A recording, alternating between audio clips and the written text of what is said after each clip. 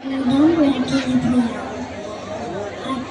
কৰিবলৈ লোৱা কবিতাৰ শিৰোনাম গছ ভাল পোৱা ককাৰ খন।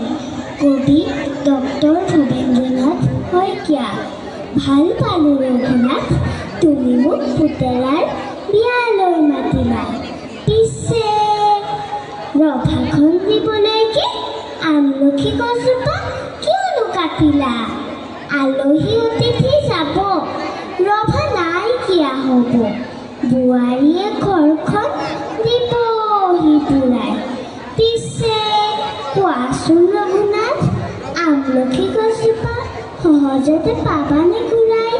দৰাটিক মাতাচোন, এজুলুকা আশীৰ্বাদ দিওঁ আৰু যাওঁ। গছজোপা কটাৰ বাবে লুচি ভাজি ৰসগোল্লা একোকে নাখাওঁ। ধন্যবাদ। নমস্কাৰ, মোৰ নাম প্ৰিন্সিপ্ৰিয়া হাজৰিকা। আবৃত্তি কৰিবলৈ লৈছোঁ সুধাকণ্ঠ ডক্টৰ ভূপেন হাজৰিকাদেৱৰ ৰচিত কবিতা প্ৰচণ্ড ধুমুহাই প্ৰশ্ন কৰিলে মোক।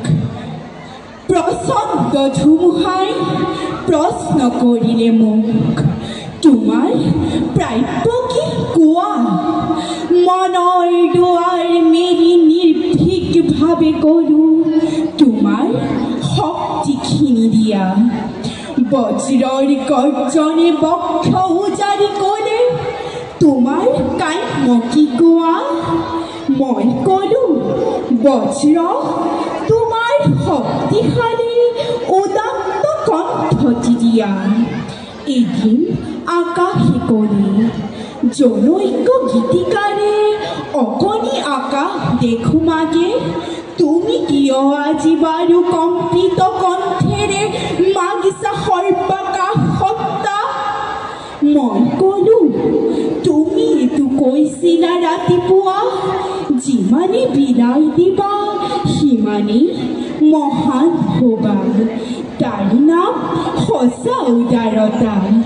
সেয়েহে আকাশ তুমি দিব যদি খুজিছাই সংকীৰ্ণতা এৰি দিয়া। অৱদান ৰূপে তোমাৰ পূৰ্ণ বিশালতা দিয়া যদি আজিয়েই দিয়া। মহাকাশে দিলে মোক বিশাল দৃষ্টি আৰু ধুমুহাৰ প্ৰচাৰ।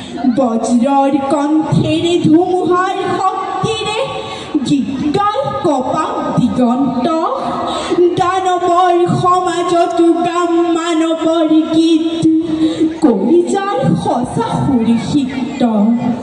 মুমূৰ্ষু মানৱ জীৱনৰ বিদ্যুৎ কিঞ্চিতো যদি দিব পাৰোঁ, তাৰ বাবে আকাশ, ধুমুহা আৰু বজ্ৰ শতবাৰ প্ৰণিপাত কৰোঁ।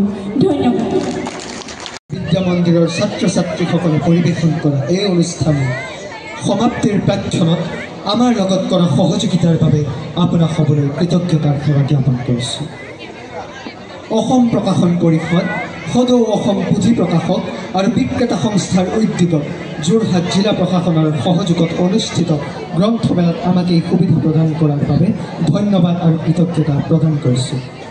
মহৰ্ষি বিদ্যা মন্দিৰৰ অধ্যক্ষা আৰু অনুষ্ঠান পৰিৱেশনত সহযোগিতা আগবঢ়োৱা সমূহ শিক্ষক শিক্ষয়িত্ৰীসকললৈও আমি আন্তৰিক কৃতজ্ঞতা জ্ঞাপন কৰিছোঁ। সুধীবৃন্দ, অনুষ্ঠান পৰিৱেশনত ৰৈ যোৱা ভুল ত্ৰুটিৰ বাবে আপোনাক সবৰ ওচৰত ক্ষমা ভিক্ষা কৰিব। আপোনালোকৰ গঠনমূলক সমালোচনাই হ'ব আমাৰ ভৱিষ্যতৰ উন্নতিৰ জখলা। জয় আই অসম, শুভৰাত্ৰি। ধন্যবাদ। প্ৰতিযোগিতাত অংশগ্ৰহণ কৰিছিল আটাইকে বহুত বহুত ধন্যবাদ তথা কৃতজ্ঞতা জ্ঞাপন কৰিছোঁ। ছাত্ৰ ছাত্ৰীসকল, শিক্ষাগুৰুসকল, অভিভাৱকসকল আটাইলৈ আমি অসম গ্ৰন্থমেলা যোৰহাটৰ তৰফৰ পৰা বহুত বহুত ধন্যবাদ তথা কৃতজ্ঞতা